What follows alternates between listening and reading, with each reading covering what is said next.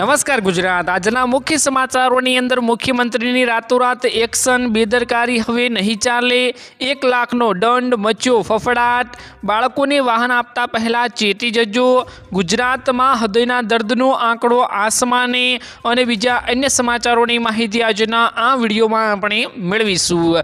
તો જે પણ મિત્રો આપણી આ ચેનલની અંદર નવા આવ્યા છે તે મિત્રોને ખાસ વિનંતી કરું કે ચેનલને મિત્રો જરૂરથી સબસ્ક્રાઇબ કરી લેજો।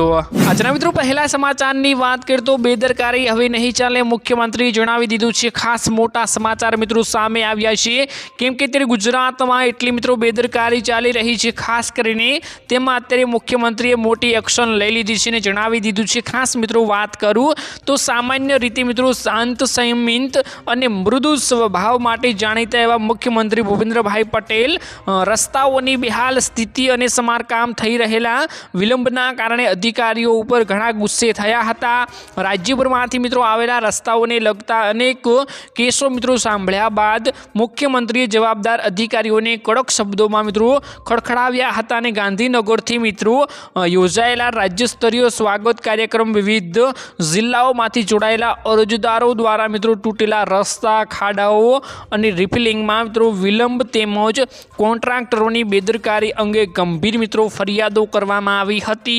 ઘણી રજૂઆતો એટલે કે મિત્રો ઘણી રજૂઆતોમાં ચોમાસું પૂરું થયા બાદ રસ્તાઓની મિત્રો હાલત સુધરી નથી તેવી મિત્રો વ્યથા વ્યક્ત કરવામાં આવી હતી।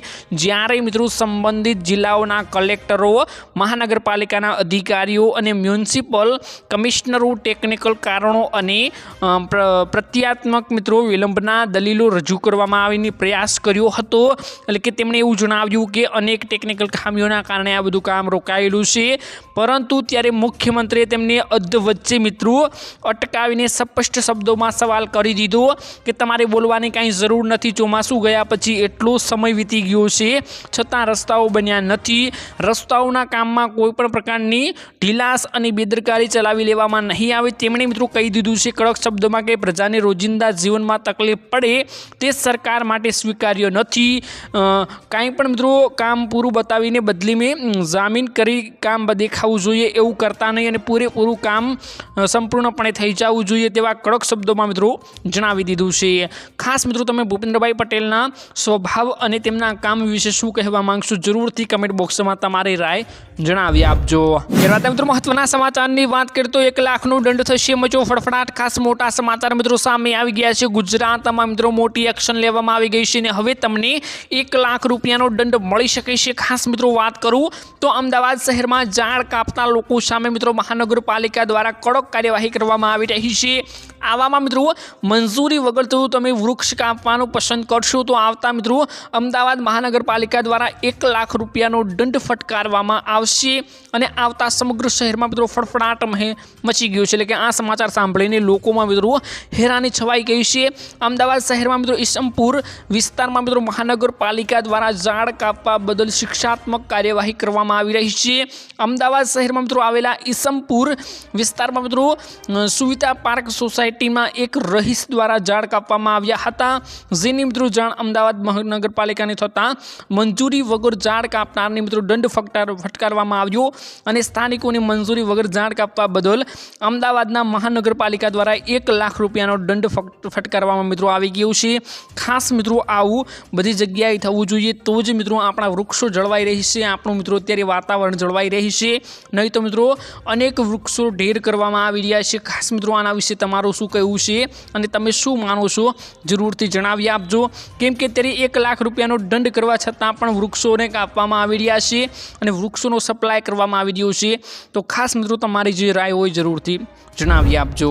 ત્યારબાદ મિત્રો મહત્વના સમાચારની વાત કરીએ તો હવે તમારા બાળકને તમે વાહન આપો છો હાંકવા માટે તો ખાસ મિત્રો ચેતી જજો, કેમ કે મોટા સમાચાર સામે આવી ગયા છે। જે બાળક હવે વાહન હાંકતું હશે તેના પિતાને અથવા તે ગાડીના ઓનરને મોટો મેમો ઇનામો આપવામાં આવશે, દંડ ફટકારવામાં આવશે। ખાસ મોટા સમાચાર આવી રહ્યા છે। ખાસ મિત્રો વાત કરું તો વાહન ચલાવતી વખતે મિત્રો ડ્રાઇવિંગ લાયસન્સ ખૂબ જ મહત્વપૂર્ણ બની ગયું છે। સગીર દ્વારા વાહન ચલાવવા બદલ મિત્રો ભારે દંડ વસૂલવામાં આવશે। જો મિત્રો 18 વર્ષથી ઓછી ઉંમરના લોકો વાહન ચલાવતા જોવા મળશે તો તેમને 25,000 રૂપિયા સુધીનો દંડ ભરવો પડશે। આ ઉપરાંત વાહન માલિકનું ડ્રાઇવિંગ લાયસન્સ પણ રદ કરવામાં આવશે। ઉપરાંત સગીરા મિત્રો 25 વર્ષનો ન થાય ત્યાં સુધી તેને લાયસન્સ આપવામાં આવશે નહીં। તમને મિત્રો જણાવી દઈએ કે લાયસન્સ 18 વર્ષની ઉંમર પૂર્ણ થયા બાદ જ આપવામાં આવે છે। તો ખાસ જે લોકો બાળકોને ગાડી ચલાવવા માટે આપતા હોય તે ખાસ ચેતી જજો, કેમ કે તમારી ઓનરશિપનું હશે ગાડી તેમાં તમારે મેમો પણ આવશે, દંડ પણ લાગી શકે છે। તો ખાસ નાના બાળકોને હવે 18 વર્ષથી નીચેની વયના બાળકોને હવે વાહન હાંકવા મત આપશો। ત્યારબાદ મિત્રો મહત્વના સમાચારની વાત કરીએ તો ગુજરાતમાં હૃદયનું દર્દ વધ્યું। ખાસ મોટા સમાચાર મિત્રો સામે આવી ગયા છે। ત્યારે હાર્ટ એટેકનો સામનો મિત્રો સૌ લોકો કરી રહ્યા છે, તેવામાં મિત્રો ગુજરાતમાં તેનો આંકડો આસમાને પહોંચી ગયો છે। ખાસ મિત્રો વાત કરશું કે કયા જિલ્લામાં કેટલા કેસો આવી રહ્યા છે।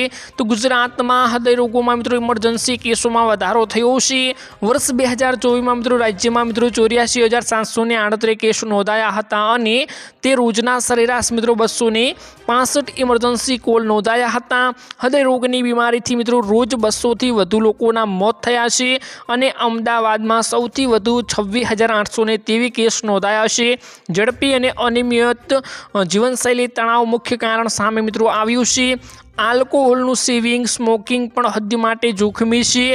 યુવાનોમાં મિત્રો હૃદય રોગને વધતા કેસ ચિંતાજનક સામે આવ્યું છે અને જે ગત વર્ષ 2024માં 84,738 કેસ હતા। આમ ગુજરાતમાં હૃદય રોગને લગતી ઇમરજન્સીમાં એક વર્ષમાં 12.46% વધારો નોંધાયો છે। જ્યારે 108 ઇમરજન્સી એમ્બ્યુલન્સને મળતા કોલ્સમાં 25મી ડિસેમ્બર સુધીના લેટેસ્ટ આંકડા છે।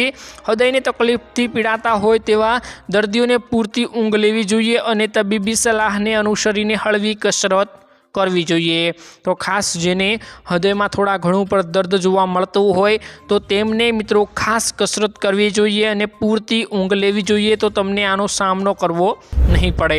ત્યારબાદ મિત્રો મહત્વના સમાચારની વાત કરીએ તો ખાસ મિત્રો મોટા સમાચાર સામે આવ્યા છે, જેમાં મિત્રો મુંબઈ બની રહી છે મુસ્લિમ મુંબઈ। ખાસ મોટા સમાચાર આવી રહ્યા છે, હિન્દુઓ માટે ચોંકાવનારો મિત્રો આંકડો સામે આવ્યો છે। અને ખાસ મિત્રો વાત કરું તો મહારાષ્ટ્રમાં મ્યુનિસિપલ કોર્પોરેશનની ચૂંટણી નજીક આવતા રાજકીય ગરમાવો વધી ગયો છે। નેતાઓ વિવિધ નિવેદનોથી ચર્ચામાં આવી રહ્યા છે। ત્યારે બીજેપી નેતાએ મુંબઈમાં વધી રહેલા મુસ્લિમ પ્રજનન દરમિયાન મિત્રો અવાજ ઉઠાવ્યો છે। તેમણે મિત્રો દાવો કર્યો છે કે મુંબઈમાં મુસ્લિમ પ્રજનન પર હિન્દુ પ્રજનન કરતા બમણો છે।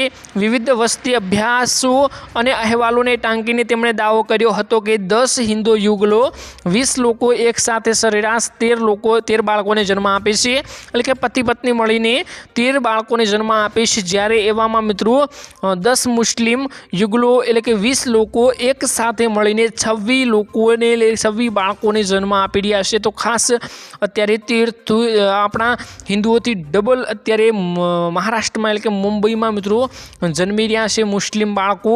તો ખાસ ડબલ રીતે તેમની વસ્તી વધી રહી છે અને પરિવર્તન ફક્ત કુદરતી પ્રજનન વૃદ્ધિના કારણે નથી થતું, પરંતુ બાંગ્લાદેશીઓની ઘૂસણખોરીઓ પણ તેમાં ભૂમિકા અત્યારે ભજવી રહી છે। જેમાં મિત્રો અત્યારે મુસ્લિમોનો આંકડો વધી રહ્યો હોય તો અત્યારે તેમનું પ્રજનનમાં આપણા હિન્દુઓ કરતાં ડબલ છે અને બીજા નંબરનું હોય તો બાંગ્લાદેશની જે ઘૂસણખોરી અત્યારે જોવા મળી રહી છે તેમાં મિત્રો આ આંકડો મુસ્લિમોનો મુંબઈમાં વધી રહ્યો છે। તો બસ મિત્રો આજના આ વિડીયોમાં આટલું જ હતું। મળીશું નવા વિડીયોની સાથે, ત્યાં સુધી મિત્રો વિડીયોને એક લાઇક કરી ચેનલને મિત્રો જરૂરથી સબસ્ક્રાઈબ કરી લેજો।